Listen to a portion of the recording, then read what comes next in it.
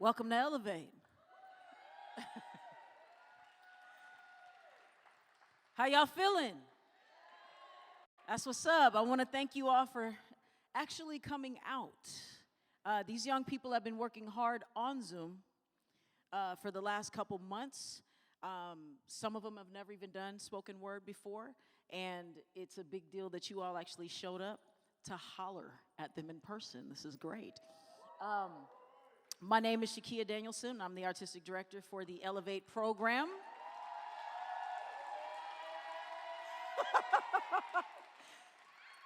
I love y'all.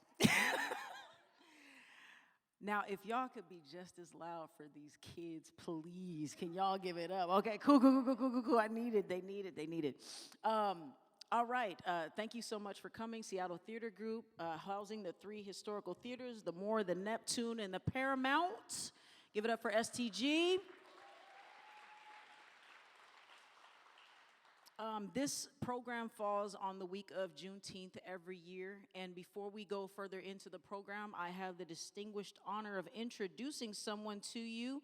He studied electrical engineering at the University of Washington while interning at Seattle City Light. He's the co-founder of an international nonprofit organization operating in the U.S. and Canada. Organization have included board members and director of finance.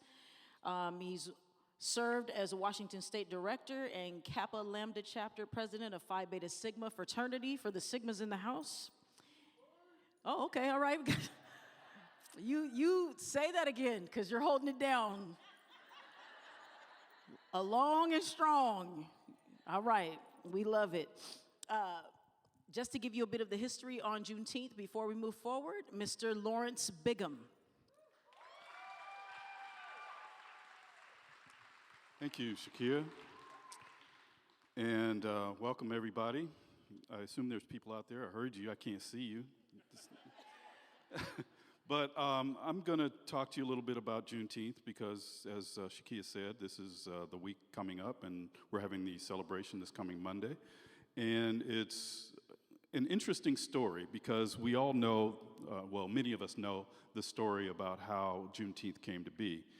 It was back in 1862 that the Emancipation Proclamation was decreed by Abraham Lincoln, and it was supposed to go into effect on January 1st of 1863. But as it happened in Texas, because of the greedy slave owners that were enjoying their free labor, and because Texas was the furthest state in the Confederacy from the nation's capital, the news took a while to get to the slaves in Texas.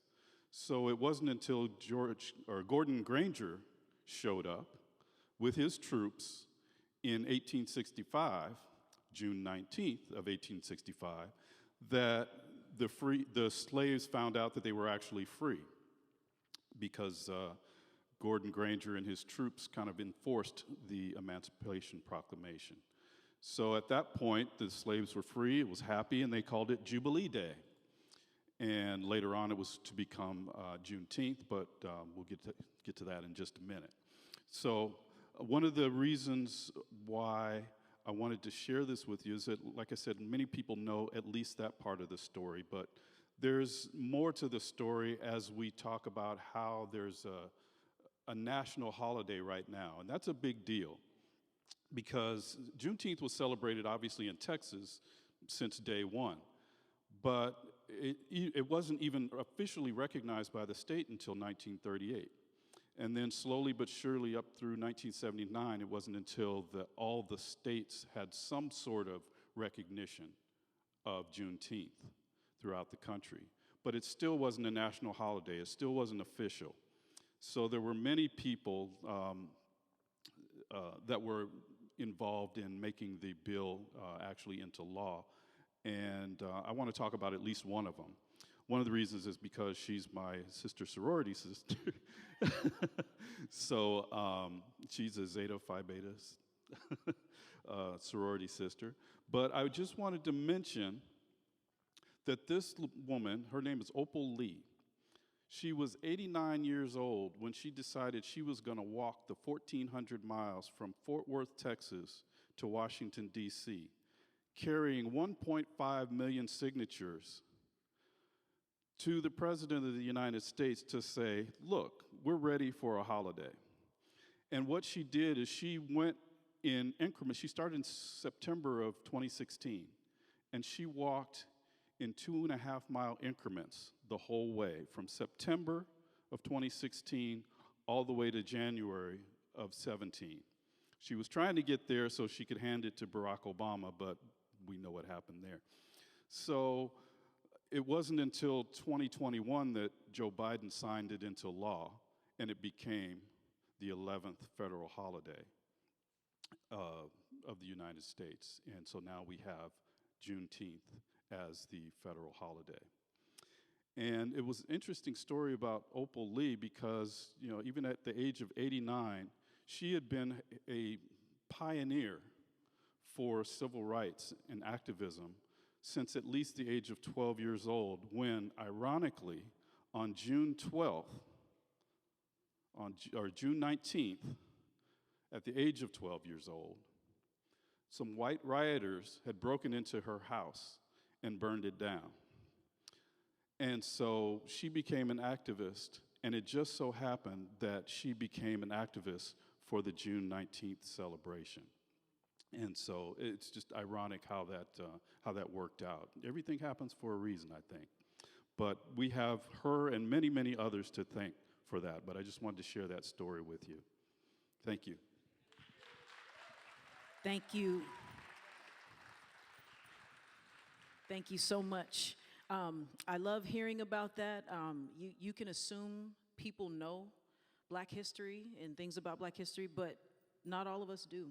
And the first time I had heard about Juneteenth was when I became a hip-hop teacher at Northwest Tap Connection. So it helps to be in community and learn more. Now, are y'all ready? Man, let's get loud for these babies backstage. Come on. Yeah! Y'all ready? All right, so check this out. This is not a recital, but they are on point. Okay? We want you to talk back. I was yelling at them babies, trying to get them ready for you.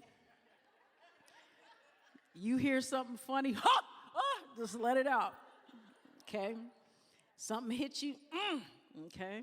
Let's go on and have church, okay?